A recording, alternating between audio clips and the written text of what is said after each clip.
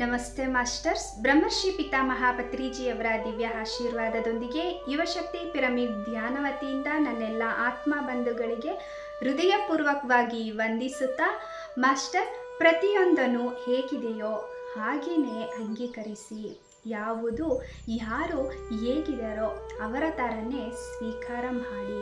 ಈ ಸ್ವೀಕಾರ ಮನೋಭಾವ ಯಾವಾಗ ಬರುತ್ತದೆ ಅಂತ ಅಂದರೆ ಧ್ಯಾನ ಮಾಡುವುದರಿಂದ. ಹಾಗಾಗಿ ಎಲ್ಲರೂ ಧ್ಯಾನವನ್ನು ಮಾಡೋಣ, ಎಲ್ಲರ ಕೈಯಲ್ಲೂ ಧ್ಯಾನವನ್ನು ಮಾಡಿಸೋಣ. ಮಾಸ್ಟರ್, ಒಬ್ಬ ಸ್ತ್ರೀ ಧ್ಯಾನ ಮಾಡಿದರೆ ಶಾರೀರಿಕವಾಗಿ ಮಾನಸಿಕವಾಗಿ ತೊಂದರೆಗಳಿಂದ ಹೊರಬಂದು ನೈತಿಕ ಮೌಲ್ಯಗಳಿಂದ ಆನಂದವಾಗಿ ಜೀವಿಸಲು ಸಾಧ್ಯವಾಗುತ್ತದೆ. ಆಧ್ಯಾತ್ಮಿಕ ಮೌಲ್ಯಗಳಿಂದ ಕೂಡಿರುವ ಸಮಾಜದಿಂದಲೇ ವಸುದೈವ ಕುಟುಂಬ ನಿರ್ಮಾಣ ಸಾಧ್ಯವಾಗುತ್ತದೆ. ಆದ್ದರಿಂದ ಪ್ರತಿಯೊಬ್ಬ ಸ್ತ್ರೀಯು ಸಸ್ಯಾಹಾರಿ ಆಗಿ ಧ್ಯಾನಿಯಾಗಿ ತನ್ನ ಕುಟುಂಬಕ್ಕೆ ಧ್ಯಾನ ವಿದ್ಯೆಯನ್ನು ಬೋಧಿಸುವುದು ಕರ್ತವ್ಯವಾಗಿದೆ. ಕಾರಣ ತಾಯಿಯೇ ಮೊದಲ ಗುರು. Thank you master.